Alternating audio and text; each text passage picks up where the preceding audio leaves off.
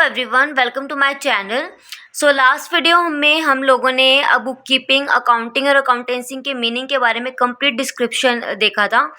हमारा आज का टॉपिक है टाइप्स और सब फील्ड्स ऑफ अकाउंटिंग। बेसिकली आप जो अकाउंटिंग के टाइप्स होते हैं आप उनको सब फील्ड्स पे बोल सकते हो। काफ़ी सारे अकाउंट्स का हम लोग यूज़ करते हैं, देखते हैं कौन कौन से हैं। फर्स्ट है financial accounting, second cost, third management, fourth tax and last one is social responsibility accounting.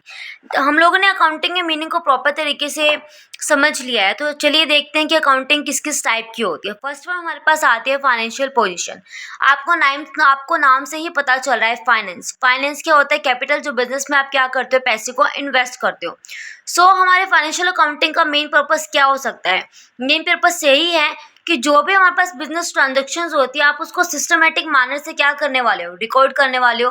क्योंकि आपको अपने बिजनेस में किसी भी इंफॉर्मेशन के बारे में चाहिए तो आपके पास प्रॉपर व सिस्टमेटिक तरीके से रिकॉर्ड होना चाहिए। ऑलराइट, तो आगे क्या बोलता है ये जो profit and loss of accounting जो पेड है, आप उसको प्रिपेयर करते हो। Profit and loss account and financial position of the business, preparing a balance sheet.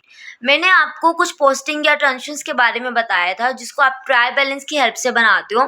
Basically हम 3 अकाउंट्स को प्रिपेयर करते हैं, trading, P&L and balance sheet. Trading हमें gross profit and gross loss के बारे में बताता है, and profit and loss account हमें क्या बताता है कि हमारा नेट प्रॉफिट और नेट लॉस क्या है। एंड बैलेंस शीट हमें अभी हमारे बिजनेस के बारे में, फाइनेंशियल पोजीशन के बारे में बताती है। ओके, तो दिस ब्रांच क्या प्रोवाइड करती है? आपको इन्फॉर्मेशन वो प्रोवाइड करती है जो मैनेजमेंट के लिए रिक्वायर्ड है, यानी कि ज़रूरी है। और ये क्या करती है? वेरियस पार्टीज तक इनको क्या करती है? कम्युनिकेट करती है। तो आप लोगों को फाइनेंशियल अकाउंटिंग का मीनिंग समझ में आ गया होगा। और एक सेकेंड पॉइंट है कॉस्ट। देखो, आपको कॉस्ट के बारे में आपको पता ही होता है। पर यूनिट कॉस्ट आप निकालते हो जब भी आप क्या करते हो? प्रोडक्शन करते हो। आपने 50 यूनिट्स को प्रोड्यूस किया है तो 50 यूनिट्स का टोटल कॉस्ट निकालने के लिए आपको क्या पता करना पड़ेगा? आपको फर्स्टली पर यूनिट कॉस्ट आप निकालोगे, तब आप उस पर यूनिट कॉस्ट के बेस पे आप टोटल कॉस्ट को मेजर कर सकते हो। तो इसका मेन पर्पस क्या है हमारी कॉस्ट अकाउंटिंग का? ये टोटल कॉस्ट के बारे में बताती है जो पर यूनिट कॉस्ट प्रोड्यूस करते हो आप। Service rendered by a business and estimate cost in advance, यानी कि आप मान लो आपने किसी भी चीज़ को पहले से आप बना रहे हो, तो आप जब आप किसी चीज़ को बना रहे हो तो आपको कहीं ना कहीं एस्टिमेट हो जाता है कि हमारे इसके ऊपर इतना खर्चा आने वाला है। वो बात की बात है, में हम क्या पता जितना हमने एस्टिमेट किया उससे कम लगे या फिर उससे हमें ज़्यादा खर्चा करना पड़े। तो ये कॉस्ट अकाउंटिंग आपको हेल्प करते हैं कि एस्टिमेट लगाने में, मैनेजमेंट में, कि आप कॉस्ट पे किस तरीके से कंट्रोल कर सकते हो ताकि आपको ओवर कॉस्ट ना हो। देखिए, आप जब भी आप कॉस्ट को मेज़र करते हो या फिर आप उसको एक एस्टिमेट लगाकर चलते हो तो आपको इस तरीके से उसको डिसाइड करना है कि आपका कोई भी प्रोडक्शन के दौरान या फिर आप कोई प्रोडक्शन कर रहे हो आपको लॉस ना हो। ओके, नेक्स्ट वन इज हमारे पास आता है मैनेजमेंट अकाउंटिंग। देखो, मैनेजमेंट नाम से पता चलता है चीज़ों को मैनेज करना। एक छोटा सा एग्जांपल लेते हैं, हम रियल लाइफ में काफ़ी सारी चीज़ों को मैनेज करके चलते हैं। और एग्जांपल लेते हैं, हमने रूटीन लाइफ क्या होती है हमारी, एक मैनेज होती है कि इस टाइम पीरियड पे हमें ये करना है या इस टाइम हमें ये करना है। तो इसका मैनेजमेंट अकाउंटिंग को कैसे रिलेट करती है? इसका मेन पर्पस क्या होता है कि आप प्रेजेंट करते हो अकाउंटिंग इन्फॉर्मेशन को such a way to assist the management planning controlling operation of a business. आप प्लान करते हो, प्लान के बेसिस पे आप क्या करते हो? उनको ऑपरेट करते हो, यानी कि आप उनको कंट्रोल करने का काम करते हो। अगर आपकी बिजनेस एक्टिविटीज़ को आपका कंट्रोल नहीं है, आपकी प्लानिंग इतनी अच्छी नहीं है कि आपको खुद ही नहीं समझ में आ रहा है कि आपको किस टाइम पे क्या करना है या इस स्टेप के बाद में कौन सा स्टेप होने वाला है, तो आप का एक बेस्ट कंट्रोल होना बिजनेस मानता है कि अगर आपका कंट्रोल अच्छा नहीं है तो आप बिजनेस में जितनी भी एक्टिविटीज करते हो सारी की सारी वेस्टेज होती है।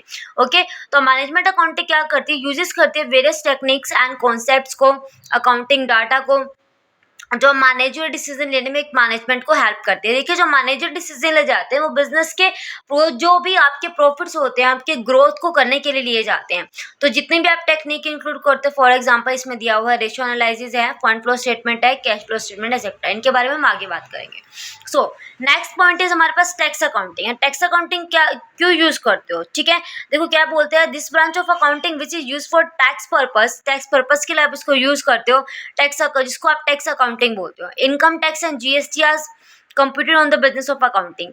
देखिए, जीएसटी के बारे में गुड्स एंड सर्विस टैक्स होता है जो हर बिजनेस को क्या करना पड़ता है? पे करना पड़ता है। अगर उस पर प्रॉपर रिकॉर्ड है तो उसका बिजनेस टैक्स आप एक टाइमली आप पे कर सकते हो जो आपकी रिस्पॉन्सिबिलिटी पे है। Alright, so last point is social responsibility accounting.